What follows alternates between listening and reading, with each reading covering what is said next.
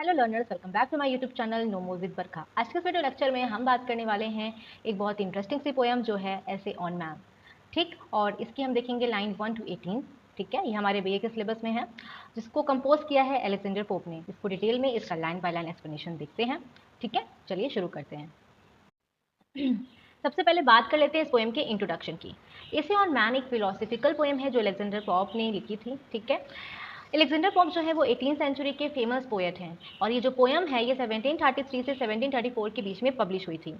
और ये एक हेरोइक पोएम है, यानी कि इसमें जो कपलेट्स हैं वो दो दो लाइंस के राइमिंग पेयर पे बेस्ड हैं। ओके, इस पोएम में पोप इंसान की सोच और उसका जो यूनिवर्स में, इस ब्रह्मांड में जो उसकी पोजीशन है, और भगवान के साथ जो इनका भगवान और नेचर के साथ जो इंसान का कनेक्शन है, उसके बारे में ये पोएम बात करती है। यहाँ पे पोएट जो है या ये पोएम जो है वो कुछ सवाल उठाती है, जैसे इंसान का असली रोल क्या है इस दुनिया में। दूसरा ये कि क्या हम गॉड के प्लान को समझ सकते हैं। तीसरा ये कि क्या हमें हर चीज़ पे सवाल उठाना चाहिए, या जो भी कंडीशन है या जो भी पोजीशन है हमारे जीवन की, उसको एक्सेप्ट करना चाहिए। ठीक है, पोएम के थ्रू यहाँ पे जो पोएट हमें मैसेज देना चाहते हैं वो ये कि नो देन डाई सेल्फ। ये हमारी पोएम की पहली लाइन भी है। ठीक है, जिसका मतलब है सबसे पहले खुद को समझो। ओके, ये पोएम हमें ये सिखाती है कि हमें अपनी लिमिटेशंस को एक्सेप्ट करना चाहिए और ज़्यादा कॉन्फिडेंट या प्राउड नहीं होना चाहिए। अलेक्जेंडर पॉप ने इस पोएम के थ्रू फिलॉसफी, रिलीजन और ह्यूमन नेचर को पोइट्री के फॉर्म में कंबाइन किया है। ठीक, उनका टोन थॉटफुल है, कभी सॉफ्ट कभी क्रिटिकल, लेकिन मैसेज हमेशा क्लियर और वाइजली दिया है। ठीक है, ये एक ऐसी पोएम है जो हमें सेल्फ अवेयरनेस, फेथ और बैलेंस के इंपॉर्टेंस को समझाती है। ठीक है, तो ये था हमारी पोएम का इंट्रोडक्शन। अब हम इस पोएम का लाइन बाय लाइन एक्सप्लेनेशन देखते हैं। ओके, चलिए देखते हैं। हमारी सबसे पहली लाइन है, now then thy self presume not God to scan. यहाँ पोप कह रहे हैं कि सबसे पहले खुद को समझो। हम इंसान हैं और हमें गॉड को समझाने की कोशिश नहीं करनी चाहिए। उनके प्लान्स, उनकी विजडम, ये सब हमारी सोच से परे हैं। ठीक है, सेकेंड लाइन है, the proper study of man kind is man.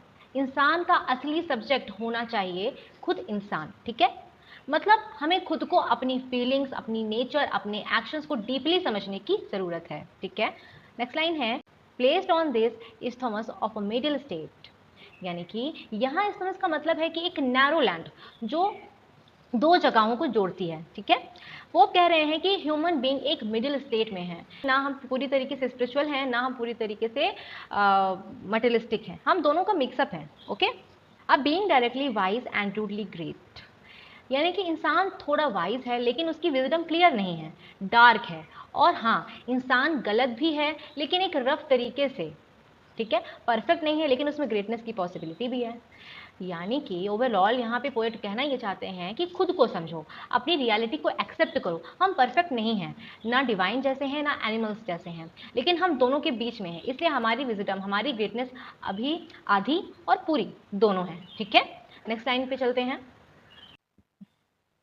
हमारी लाइन है, with too much knowledge for the septic site. यानी कि यहाँ पे एक पोएट कहते हैं कि इंसान के पास इतनी ज़्यादा नॉलेज है कि वो एक सेप्टिक यानी डाउट करने वाला बन जाता है। वो सब चीज़ों पर सवाल उठाता है, किसी बात पर इजीली विश्वास नहीं करता। With too much weakness for the stoic pride. ठीक, यहाँ इंसान के अंदर जो वीकनेस होती है उसमें हम क्या काउंट कर सकते हैं, इमोशंस को, फियर्स को, डिजायर्स को। ठीक है, तो यहाँ पे पोएट कहते हैं कि लेकिन साथ ही इंसान इतना स्ट्रांग भी नहीं होता कि एक स्टोइक जैसा बन सके, जो हर सिचुएशन में इमोशनल कंट्रोल कर सकता हो। ठीक है, यानी कि वो इमोशनल कंट्रोल नहीं कर सकता है।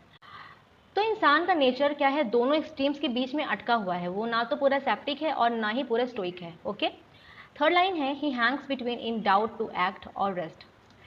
यानी कि इंसान कंफ्यूजन में रहता है, काम करे या बस आराम करे, एक्ट करे या रुक जाए। उसका माइंड कॉन्स्टेंटली डाउट और अनसर्टेनिटी में रहता है। Okay, in doubt to deem himself a god or beast. कभी इंसान खुद को गॉड जैसे समझने लगता है, यानी कि पावरफुल और इंटेलिजेंट और क्रिएटिव, और कभी कभी खुद को सिर्फ एक बीस्ट यानी जानवर जैसा महसूस करता है, जो सिर्फ नीड्स और डिजायर्स के अकॉर्डिंग जीता है। ओके, तो यहाँ पे जो हम समझ सकते हैं, यहाँ जो हमें अलेक्जेंडर पॉप जो हमें इन लाइंस के थ्रू समझाना चाहते हैं वो ये कि इंसान का नेचर डुअलिटी से भरा है। उसके पास इतनी नॉलेज है कि वो हर बात पे डाउट करता है, लेकिन इतनी स्ट्रेंथ नहीं है कि हर सिचुएशन में पेशेंस और कंट्रोल दिखा सके। कभी वो एक्शन लेना चाहता है, कभी रेस्ट करना चाहता है, कभी अपने आप को डिवाइन मानता है, कभी अपने आप को बस एक क्रिएचर समझता है। ठीक, इन सब कंट्राडिक्शंस में ही ह्यूमन नेचर छुपी हुई है। ओके, पोप इंसान के अंदर के कंफ्यूजन और लिमिटेड अंडरस्टैंडिंग को और क्लियरली डिस्क्राइब करते हैं इस लाइन के थ्रू। ठीक है, इन डाउट हिज माइंड और बॉडी टू प्रिफर। इंसान अक्सर कंफ्यूज रहता है कि उसके लिए क्या इंपॉर्टेंट है, माइंड या फिर बॉडी। क्या उसे अपने इमोशंस, थॉट्स और स्पिरिचुअल साइड पे फोकस करना चाहिए या फिर अपने फिजिकल कंफर्ट और बॉडी नीड्स पे। ये भी एक इंटरनल कंफ्यूजन है ह्यूमंस का। ओके, सेकेंड लाइन है, born but to die and rising but to err. इसका मतलब है कि इंसान पैदा ही होता है मरने के लिए। ठीक है, यानी कि लाइफ का जो एंड है वो फिक्स्ड है। अगर किसी को जीवन मिला है तो वो कभी ना कभी खत्म जरूर होगा। ठीक है, और इंसान का जो रीजनिंग पावर है यानी सोचने की एबिलिटी, वो भी क्या है, परफेक्ट नहीं होती है। ठीक, वो सोचता तो है लेकिन गलत भी सोच सकता है। ठीक, मतलब ह्यूमन इंटेलिजेंस भी एरर प्रोन है। Okay, like in ignorance his reason such. चाहे इंसान थोड़ा सोचे या ज़्यादा, वो इग्नोरेंस में ही रहता है। उसका रीज़न जो यानी कि उसके जो लॉजिक्स हैं वो काफ़ी लिमिटेड हैं। Okay, whether he thinks too little or too much. यहाँ पोप कह रहे हैं कि अगर इंसान कम सोचे तो भी गलत हो सकता है, और अगर वो ज़्यादा सोचे तो भी वो कंफ्यूज हो सकता है। तो इंसान दोनों ही कंडीशंस में इग्नोरेंस में ही रहता है, चाहे वो शैलो हो या ओवर थिंक करे। ओके, तो इस पूरे जो हमारा जो चारों लाइन का जो मेन मैसेज निकल के आता है, जो पोप कहना चाहते हैं, वो ये कि इंसान एक कंफ्यूज्ड और लिमिटेड बीइंग है। ओके, उसे नहीं पता कि माइंड इंपॉर्टेंट है या बॉडी। उसकी रीजनिंग भी परफेक्ट नहीं है, वो गलतियां करता है, और चाहे कम सोचे या ज़्यादा सोचे वो कंप्लीट ट्रुथ को कभी नहीं समझ सकता है। ठीक है, तो यहाँ पे ये पोप हमें कहना चाहते हैं। चलिए नेक्स्ट स्टैंजा की तरफ बढ़ते हैं। ये लाइंस इंसान के इमोशनल और मेंटल कंफ्यूजन को बहुत ही पावरफुली शो करती हैं। फर्स्ट लाइन है, chose of thoughts and passion all confused. इंसान के थॉट्स और पैशन में कंट्रडिक्शन होते हैं, मतलब हमारी सोच, हमारे जज्बात अक्सर एक दूसरे से टकराते हैं। हम समझ ही नहीं पाते कि हम क्या सोच रहे हैं और क्या महसूस कर रहे हैं, मतलब pure confusion. Still by himself abused और डिसअब्यूज्ड। इंसान खुद ही अपने आप को या तो मिसलीड करता है यानी कि अब्यूज़ करता है, या कभी कभी सच्चाई समझकर अपने आप को सही डायरेक्शन देता है यानी कि डिसअब्यूज़ करता है। मतलब इंसान अपना सबसे बड़ा दुश्मन भी है और अपना सबसे बड़ा गाइड भी है। ठीक है, created half to rise and half to fall. इंसान की क्रिएशन ही ऐसी है, वो आधा ऊपर उठने के लिए बना है और आधा गिरने के लिए। कभी इंसान ग्रेटनेस अचीव करता है और कभी अपने वीकनेस की वजह से वो गिर जाता है। Okay, great lord of all things yet a prey to all. इंसान अपने आप को दुनिया का लॉर्ड यानी कि मास्टर समझता है। वो साइंस, नेचर और दुनिया के रूल्स पे कंट्रोल चाहता है। ठीक है, लेकिन आयरनी ये है कि वो खुद सब चीज़ों का शिकार भी बन जाता है, चाहे वो इमोशन हो, डिसीज़ हो या नेचुरल डिजास्टर। तो यहाँ पे पोएट कहना क्या चाहते हैं, पोप ये कह रहे हैं कि इंसान एक कंफ्यूजन बीइंग है। ठीक है, उसकी सोच और फीलिंग्स काफ़ी कॉम्प्लेक्स हैं। कभी वो खुद को गलत गाइड करता है, कभी सही, कभी ग्रेटनेस अचीव करता है, कभी कभी वो वीकनेस की वजह से गिर जाता है। ठीक है, वो दुनिया का बॉस बनने की कोशिश करता है लेकिन खुद ही हर चीज़ से अफेक्ट हो जाता है। ठीक है, तो चलिए अब नेक्स्ट स्टेंजा को देखते हैं। इन लाइंस में अलेक्जेंडर पोप इंसान की साइंटिफिक अचीवमेंट्स और कॉन्ट्रोडिक्शंस दोनों को हाईलाइट करते हैं। ठीक है, सोल जज of truth in endless error hurled. इंसान अपने आप को ट्रुथ का अल्टीमेट जज समझता है, मतलब उसे लगता है कि वही सच और झूठ डिसाइड कर सकता है। लेकिन पोप कह रहे हैं कि आयरनी ये है कि इंसान खुद हमेशा गलतियों में घिरा रहता है। ठीक, इतनी पावर होने के बावजूद वो कभी फुल ट्रुथ नहीं समझ सकता। ठीक, the glory just and riddle of the world. इंसान एक ऐसी पर्सनालिटी है जो ग्लोरी भी है यानी ग्रेटनेस का सिंबल है, जस्ट भी है यानी दुनिया का मजाक बनने का सिंबल भी है, दुनिया में मजाक बनने का सिंबल भी है, एंड रिडल्स यानी कि एक ऐसी पहेली जो कभी सॉल्व नहीं होगी। ओके, एक ही इंसान इतना प्राउड भी, कंफ्यूज भी और मिसअंडरस्टूड भी है। ठीक है, मतलब एक इंसान के अंदर क्या क्या हो सकता है, प्राउड भी है, कंफ्यूजन भी है और मिसअंडरस्टूड भी है वो। Okay, go wondrous creatures mount where science guides. Pope यहाँ इंसान को एक वंडर्स क्रिएचर्स कह रहे हैं और कह रहे हैं कि चलो साइंस के रास्ते पे चढ़ जाओ।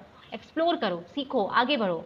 साइंस इंसान को गाइड करता है, तो पोप इंसानों से कह रहे हैं कि उसे फॉलो करो। Okay, go measure earth, weigh earth and state the tides. इंसान की साइंटिफिक एबिलिटी को यहाँ पे सेलिब्रेट किया गया है, बताया गया है। वो ज़मीन को नाप सकता है, हवा का वेट मेज़र कर सकता है, समुंदर के टाइड्स को एनालाइज कर सकता है। ठीक है, साइंस के थ्रू इंसान दुनिया के नेचुरल फोर्सेस को समझने की कोशिश करता है। ठीक है, यहाँ पे ये चीज़ें हैं। तो यहाँ पे जो हमारे पोएट बताना चाहते हैं वो ये कि इंसान अपने आप को सच का जज समझता है, यानी कि वो क्या है, सच को जज करने वाला है। ठीक है, लेकिन वो हमेशा गलती करता है। ठीक, वो दुनिया की ग्रेटनेस भी है, मजाक भी और पहेली भी। ठीक, लेकिन उसके पास एक चीज़ है जो उसे ग्रो करने देती है, वो है साइंस। साइंस उसे दुनिया को समझने, मेजर करने और एक्सप्लेन करने का टूल देती है। यानी इंसान एक कॉम्प्लेक्स क्रिएचर है, पावरफुल भी है, कंफ्यूज्ड भी है। ठीक, लेकिन अगर वो साइंस को अपना बना ले, अपना गाइड बना ले, तो वो दुनिया की सबसे बड़ी मिस्ट्री को भी समझ सकता है। ओके, इन लाइंस में पोएट इंसान के इंटेलेक्चुअल और स्पिरिचुअल पावर को शो करते हैं। ठीक है, हमारी जो ये दो लाइंस हैं ये हमारे साइंटिफिक साइड को दिखाती हैं, और ये जो लास्ट की दो लाइन लिखी हुई हैं ये हमारी स्पिरिचुअल साइड को दिखाती हैं। तो पहली लाइन देखते हैं, instruct the planets in what orbs to run. यहाँ पोएट कह रहे हैं कि इंसान इतनी नॉलेज डेवलप कर चुका है कि वो प्लैनेट्स के मोशंस को भी स्टडी कर सकता है।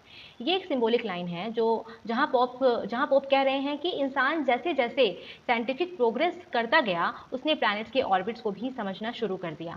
मतलब ह्यूमन इंटेलिजेंस ने एस्ट्रोनॉमी तक को मास्टर कर लिया। Okay, correct old time and regulate the सन।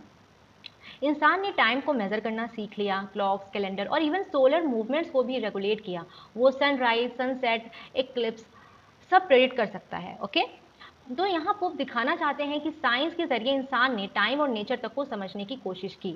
ये दोनों लाइंस इंसान की साइंटिफिक ब्रिलियंस को शो करती हैं। अब चलिए जो दो लाइंस हैं उनमें हम स्पिरिचुअल साइड को देखते हैं। Go soar with Plato to the imperial sphere, यानी पोप यहाँ कह रहे हैं कि चलो प्लेटो जैसे ग्रेट फिलोसफर के साथ स्पिरिचुअल वर्ल्ड में उड़ान भरो। इंपीरियल स्फीयर का मतलब है हेवनली रियलम या एक डिवाइन वर्ल्ड जहाँ प्योर ट्रुथ होता है। ठीक है, ये लाइन इंसान के फिलोसफिकल और स्पिरिचुअल क्वेस्ट को रिप्रेजेंट करती है।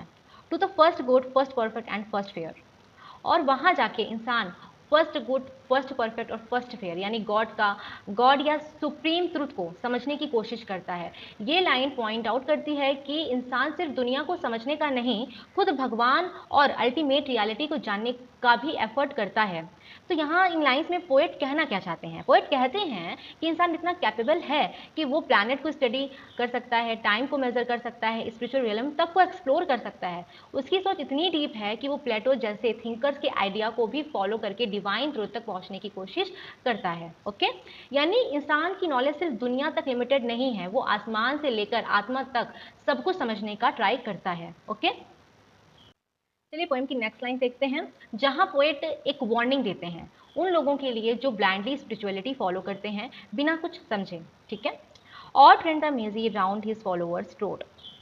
यहाँ पोएट कह रहे हैं कुछ लोग बस ब्लाइंडली उन्हीं रास्तों पे चलते हैं जो उनसे पहले लोगों ने चुना था।